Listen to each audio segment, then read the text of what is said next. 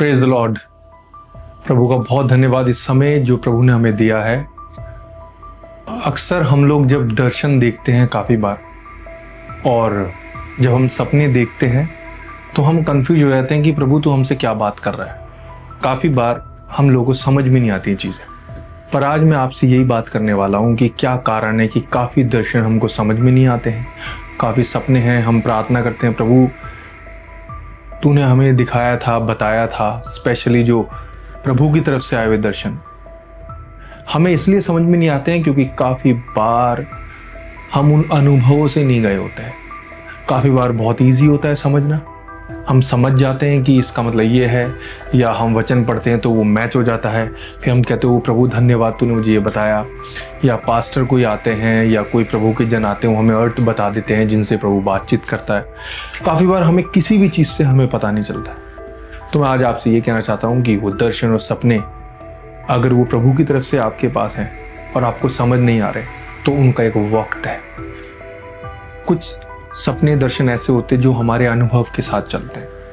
हो सकता है 1 साल बाद, 2 साल बाद, 5 साल, 10 साल, 15 साल, 20 साल बाद हमको समझ में आया, वो प्रभु तूने मुझे वो सपना दिखाया था, आज मुझे वो चीज़ समझ में आ रही है।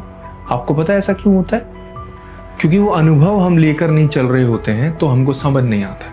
लेकिन जैसे जैसे चीज़ें बीतती जाती हैं, साल बीतते जाते हैं, हम मैच्योरिटी की तरफ जाते रहते हैं, तब हमें समझ में आता है कि ओह अब मुझे समझ में आया, क्योंकि ये तो मुझे एक्सपीरियंस था ही नहीं मेरे लाइफ में, आज मुझे पता चली ये बात।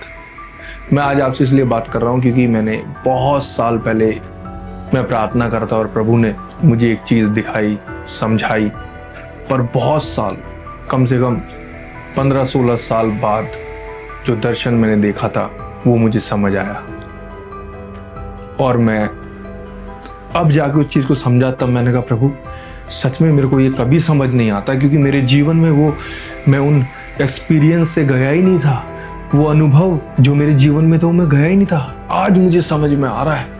तो मैं चाहता था कि मैं आपसे भी ये बात शेयर करूं कि प्रभु ने जो आपसे बातें की हैं आप विश्वास रखिए, और जो वचन आपको समझ नहीं आ रहा है और आपको लग रहा है प्रभु ने मुझे दिया है पर मुझे समझ नहीं आ रहा है, वो आपको जब संसार में लेके चलता है, जब आप अपने जीवन में बढ़ते हैं, चलते हैं, सीखते हैं, तब आपको बाद में भी समझ में आता है।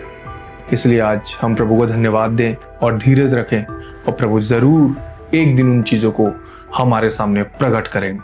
आमीन।